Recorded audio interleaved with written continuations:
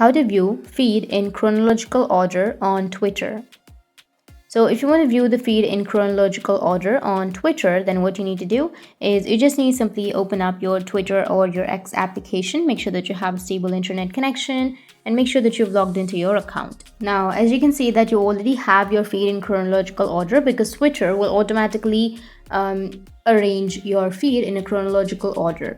So you can either just give it a restart or a refresh. You can refresh the page from your home screen. And as you can see that is the first post is 19 hours ago and the second one is 1 day ago. And in the same way, you will have all of the feed in chronological order. Or if you don't find it, then you can just simply remove the Twitter and again reopen your Twitter application. And make sure that you have the internet connection and you will have all of the feed in a chronological order.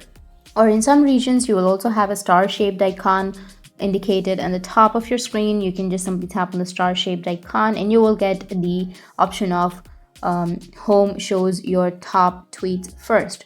You need to just go with OK, and after that it will show all of your feed in a chronological order. Thanks for watching.